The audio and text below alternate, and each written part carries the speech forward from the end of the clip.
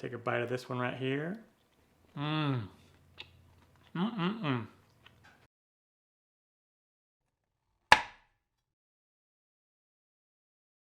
Today I'm going to show you how to make persimmon cookies. I love persimmons. They're in season from about October through January, and they are an awesome fruit, and I'm going to show you how to make some cookies with them. If you don't know much about persimmons, I have a whole video dedicated all about persimmons, where they come from, what the health benefits are, how to eat them, and what they taste like. Check in the corner, there's an I, or down in the description box, you can find that video, a great video about persimmons. All right, let's get started. Down below in the description box, you'll find a list of the ingredients and their amounts. Now we need to begin with the persimmons. Now I have 2 ripe hacha persimmons. These are not the northeastern American persimmon like the American persimmon. These are the Asian variety, which is what we get here in the southwest of the United States. So this is the common one that is sold here where I live, and these are nice and ripe, and you can tell when they're ripe they're gonna have a lot of give to them, like a kind of like a soft tomato when you press on it, and you know that it's ripe. Okay, and what we want to do is we want to make a puree with the persimmons, because we're going to need about 2/3 cup of persimmons. And then what I'm going to do is make sure to rinse and dry your persimmons first. And let's just take the top off here. And we can peel these persimmons if you want. You can use your knife to peel it. You can just come in here with your fingers and peel it if you want. But I don't find it's necessary because we're going to be using a food processor. But if you want to, you can certainly peel them. I'm going to take a knife and just cut down here. You want to cut down into it just to see if there's any seeds. And this is what you want to see. It wants to be kind of like jelly-like. If you ever cut into like a plum, that's kind of what you want it to be like. Okay, good. Then I'm going to put these in my food processor. Now, if you've ever tried persimmon and you've tried an unripe one, you know pretty quick when they're unripe because it has this like very astringent, like chalky taste, and you like kind of pucker up and it's just really kind of gross. So make sure that they are ripe. I can tell that these are ripe already. Usually 2 of the large persimmons makes the 2/3 cup of puree that we need. All right, I'm just going to start by pulsing this.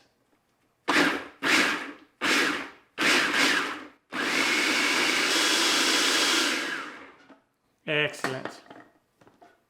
I've got my 2/3 cup measuring cup, and let's just go ahead and measure this. And see, 2 large ones, exactly what I needed. Awesome. And I'll scrape this out and put that in there as well.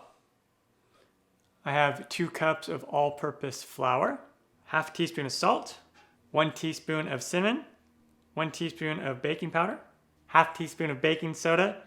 If you don't have both of those, just use 1 teaspoon of baking soda, or you could use 2 teaspoons of baking powder. 1/4 teaspoon of nutmeg and 1/4 teaspoon of ground cloves. And we'll come in here, give this a good whisk. Fantastic. And now to a large bowl, I have 1/2 cup of unsalted softened butter.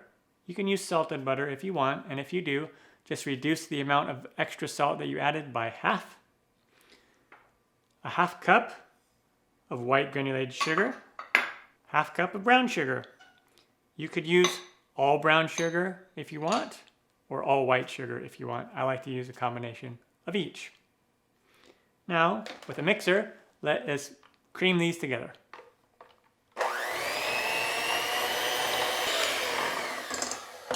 Excellent. Scrape down the sides a little bit. Okay. Fantastic. And now, we'll add 1 large egg and 1/2 teaspoon of vanilla extract. Give it a mix. Great. And now that 2/3 cup of puree, persimmon puree. Get that all in there. And then I also want to come over here to my food processor and get the rest of this in there. So it winds up being a little bit more, but that's okay. I just don't want this to go to waste. Okay, and now let's give this a mix.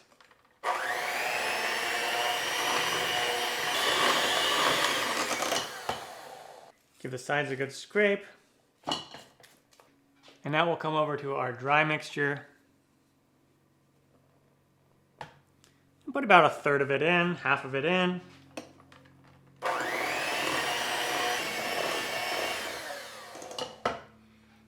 Put the rest of it in there.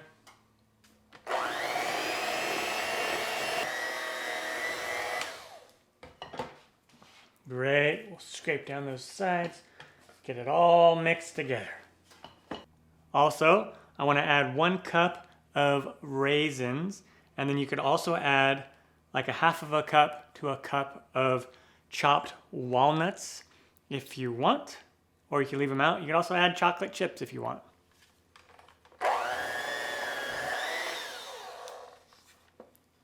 Awesome, let's clean these beaters. Great.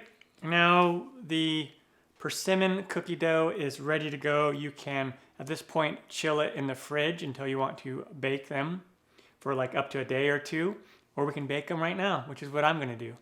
All right, then I just have like 2 tablespoons here, and I'm gonna come in here and just grab some dough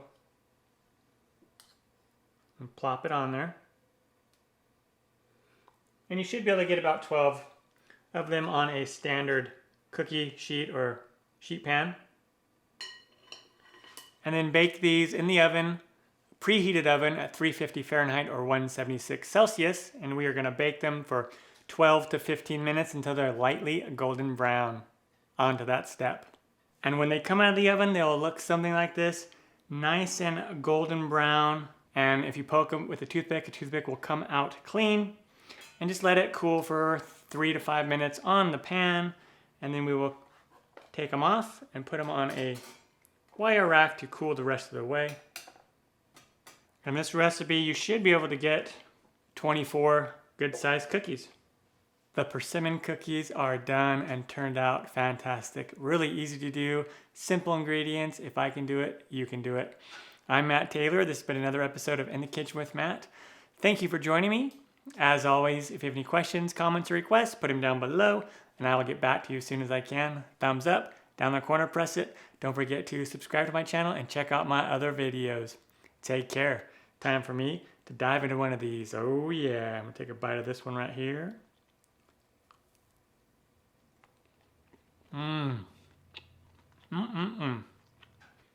So good. It's like a cross between a pumpkin cookie, a raisin cookie, and a chocolate chip cookie with a slight persimmon flavor. Absolutely delicious.